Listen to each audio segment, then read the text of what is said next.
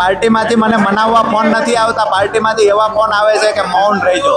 સ્વાભાવિક છે કે વાયા કોંગ્રેસ અને ભાજપ બંને જગ્યાએથી વાયા સંપર્ક થતા હોય. મારા માટે મેં પહેલા કહ્યું, હજુ કહું છું, પાર્ટી કરતા પણ વધારે મહત્વના કેજરીવાલ સીજીની મારી વાત પૂરી. ખેડૂતો અને ખેત મજૂરો મારા માટે મહત્વના હતા. જો દબાણ હોત તો મેં હળદર કાર્યક્રમ ના કર્યો હોત, દબાણ હોત તો મેં અગાઉ આંદોલનો ના કર્યા હોત. માત્ર હળદરનું એક આંદોલન નથી કર્યું.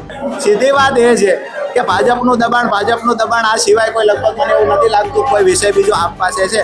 રાજુભાઈ છે એ મારા લગભગ 15 વર્ષના જૂના સાથી છે. દિવસ જેલ કાપીને આવ્યો હોય તો સ્વાભાવિક છે કે એને મળવા આવવું જોઈએ. આવા જૂના સાથી જો લડાયક પાછા ફરીથી સાથે આવતા હોય તો પાર્ટી તરફથી એમને પણ કહ્યું પણ છે કે આવો, સ્વાગત છે રાજુભાઈ તમારે જો કોંગ્રેસ જોઈન કરવી હોય તો વેલકમ, સ્વાગત છે. અને મારી રીતે સમજાવવાના પ્રયત્ન કર્યા છે.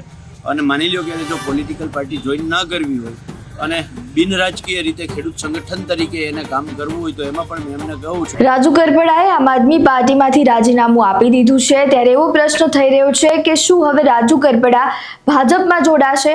જો કે આ તમામ અટકળો વચ્ચે કોંગ્રેસનો જમાવડો રાજુ કરપડાના ઘરે પહોંચ્યો હતો, જેમાં કોંગ્રેસના નેતાઓએ કરપડાને ફરી કોંગ્રેસમાં સામેલ થવા માટે વિનંતી કરી હતી. નમસ્કાર, આપ જોઈ રહ્યા છો ચક્રવાત ન્યૂઝ. હું છું આપની સાથે નિધિ. અહીં જુઓ, કોંગ્રેસના નેતા પાલ આંબલિયાએ સમગ્ર ઘટના વિશે શું જણાવ્યું અને શું કરપડા કોંગ્રેસમાં જોડાશે કે નહીં તે વિશે પણ માહિતી આપી છે. રાજુભાઈ છે એ મારા લગભગ 15 વર્ષના જૂના સાથી છે. ખેડૂતો માટે અમે એ જ્યારે શું કહે બિન રાજકીય લડાઈઓ કરતા હતા ત્યારે દરેક આંદોલનમાં અમે બંને સાથે ઘણા આંદોલનો કર્યા છે, લડાઈઓ કરી છે. અને એ કયા પક્ષમાં છે કે કયા પક્ષમાં નથી એ મહત્વનું નથી, પણ મિત્ર ભાવે જ્યારે કોઈ મિત્ર ખેડૂતો માટે લડી અને 108 દિવસ જેલ કાપીને આવ્યો હોય તો સ્વાભાવિક છે કે એને મળવા આવવું જોઈએ. માનવતાની રૂએ પણ મળવા આવવું જોઈએ. તો એના ભાગરૂપે હું આજે એને મળવા આવ્યો અને આવ્યા જ છીએ.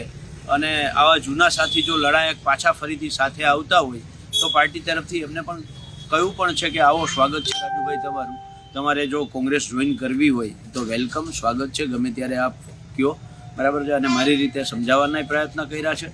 અને માની લો કે જો પોલિટિકલ પાર્ટી જોઈન ના કરવી હોય અને બિન રાજકીય રીતે ખેડૂત સંગઠન તરીકે એને કામ કરવું હોય તો એમાં પણ મેં એમને કહું છે કે ગુજરાત કિસાન સંઘર્ષ સમિતિમાં ઓલરેડી અત્યારે 23 ખેડૂત સંગઠનો છે. તો 24મું ખેડૂત સંગઠન તમે જે સંગઠન બનાવો એ સંગઠનના માધ્યમથી આવો, આપણે સૌ સાથે મળી અને ખેડૂતો માટે લડતા હતા એવી રીતે પાછા લડતા રહીએ. હવે પાલ આંબલિયાના નિવેદન બાદ રાજુ કરપડાની કોંગ્રેસમાં જોડાવાની અટકળો પણ તેજ થઈ રહી છે. એવામાં જોવું રહ્યું કે શું કરપડા કોંગ્રેસમાં જોડાશે કે નહીં. જો કે હાલ તો રાજુ કરપડાએ બિનરાજકીય રીતે ખેડૂતો સાથે રહેવાનું પસંદ કર્યું છે.